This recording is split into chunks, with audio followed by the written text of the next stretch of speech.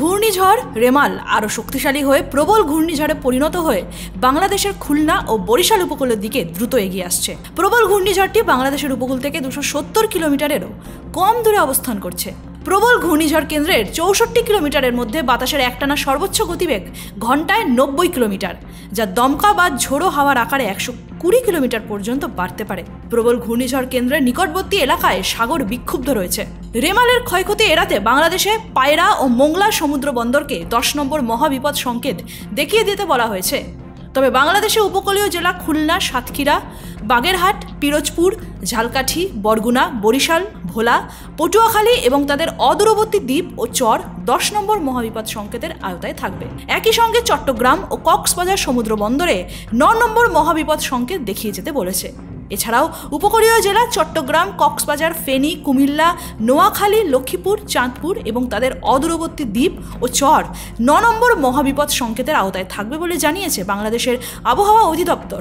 বাংলাদেশের উপকূলীয় নিম্নাঞ্চল স্বাভাবিক জোয়ারের চেয়ে 8 থেকে 12 ফুটের বেশি উচ্চতার বায়ুতাড়িত জলোচ্ছ্বাসে প্লাবিত হতে পারে। এছাড়াও পাহাড়ি অঞ্চলের কোথাও কোথাও ভূমিধস হওয়ার আশঙ্কা করা হচ্ছে।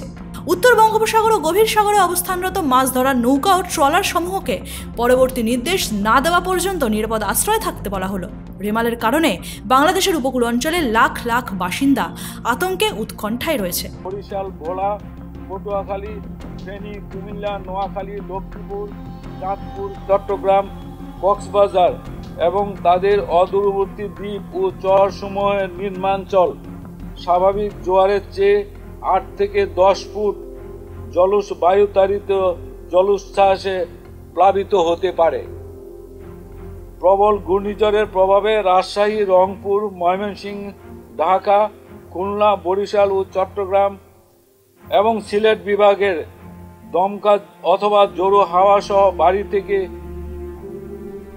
অতি ভারী বর্ষণ হতে পারে। অতি ভারী বর্ষণের প্রভাবে কক্সবাজার, বান্দরবান, রাঙ্গামাটি, খাগড়াছড়ি ও চট্টগ্রামের পাহাড়ি অঞ্চলে কোথাও কোথাও ভূমিধস হতে পারে। উত্তর বঙ্গোপসাগর ও গভীর সাগরে অবস্থানরত সকল মাছ ধরার নৌকা ও ট্রলার সমূহকে পরবর্তী নির্দেশ না দেওয়া পর্যন্ত নিরাপদ আশ্রয়ে থাকতে বলা হয়েছে। এই ছিল আজকে আমাদের 10 নম্বর আবহাওয়ার বিশেষ বিজ্ঞপ্তির প্রবল ঘূর্ণিঝড় নিয়ে সর্বশেষ অবস্থা।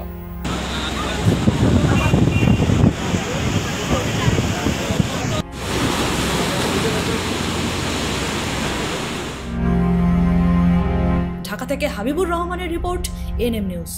আরও খবরের আপডেট পেতে সাবস্ক্রাইব করুন আমাদের ইউটিউব চ্যানেলটি আর বেল আইকনে ক্লিক করুন নোটিফিকেশনস পেতে।